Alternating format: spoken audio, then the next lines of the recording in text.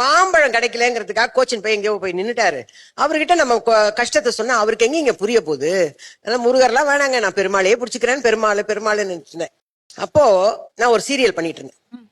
அந்த சீரியல்ல நாளன்னைக்கு அவங்க நிறுத்த போறாங்கன்றது எங்க கிட்ட சொல்லவே இல்லை. நாங்கெல்லாம் போயிட்டோம்னா ஒரு 10 நாள் டிசம்பர்ல ஒரு 10 டேஸ் டேட்ஸ் எல்லாம் வாங்குறாங்க. உடனே நம்ம கால்குலேஷன் போட்டுப்போம்ல, ஒரு சம்பளம் இவ்வளவு வரப்போகுது டிசம்பர்லன்னு. ஆனா நாங்க நவம்பர் 24 போகும்போது இன்னைக்குதான்மா கிளைமேக்ஸ். எனக்கு அழுக தாங்க முடியல. ஏன்னா நான் டிசம்பர்ல ஒரு 10 நாள் வேலை செய்ய போறேன் அப்படின்னு நம்ம ஒரு கமிட்மெண்ட்ல இருப்போம்ல, நமக்கு சம்பளம் வரப்போகுதுன்னு எல்லாம்.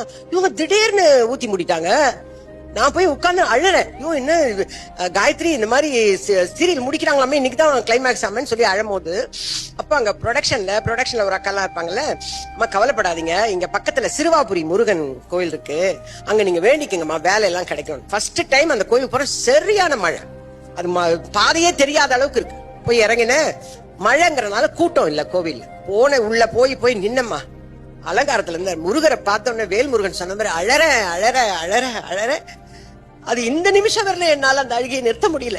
அந்த முருகரை பார்த்து மன்னிச்சிடு, என்ன மன்னிச்சிடுப்பா, நான் நீ சின்ன பையன்னு சொல்லி உன்னை தப்பா திட்டேன், என்ன மன்னிச்சிடு. வேற எதுவுமே கேட்கல. மழை எக்கச்சக்கமா பெய்ய ஆரம்பிச்சு. முருகா, உன்னை பார்க்கணும்னு புடிவாதம் புடிச்சு வந்துட்டேன், என்ன நீங்க தான் சேஃபா எடுத்துன்னு போய் வீட்டுல விடணும் அப்படின்னு சொல்லி வந்துட்டேம்மா. இது டிசம்பர் 9.